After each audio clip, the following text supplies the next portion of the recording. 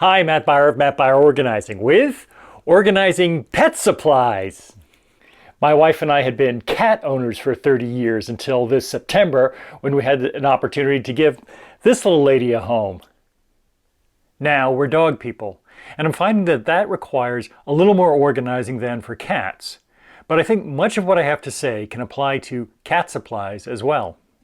First, walking supplies. Cat owners, you can ignore this one. The biggest difference, of course, is that we don't want dogs relieving themselves without being walked. So this brings me to an important rule from my book. Frequency merits facility. The more often you do something, like dog walking, the easier it should be. Prioritizing walking supplies means deprioritizing other things.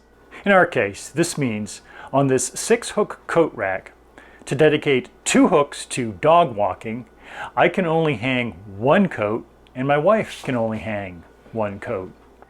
The next most frequent use is, of course, food. This leads to the question of decanting, and I'm not talking about wine.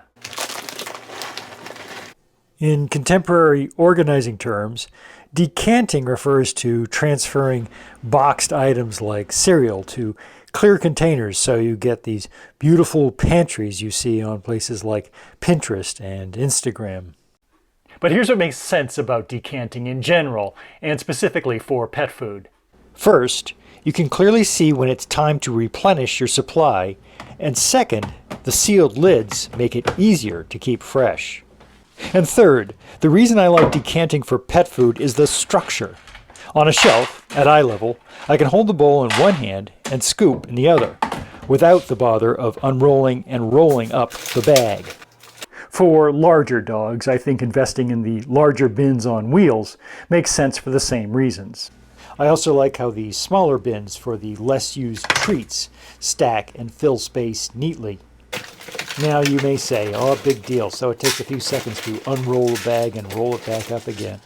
Well, when accessing the food twice a day, every day, without fail, those seconds add up. Also, you probably need to do several other things in quick order at this time of day, so every simplified action counts.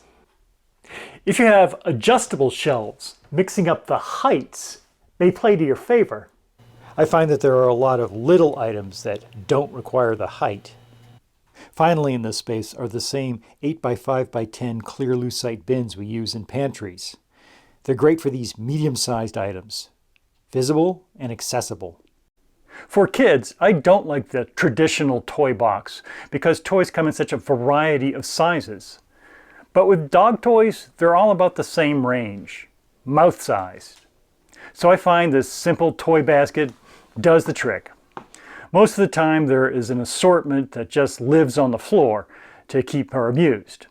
But when the floors get clean, it's very easy to just chuck it all in the basket.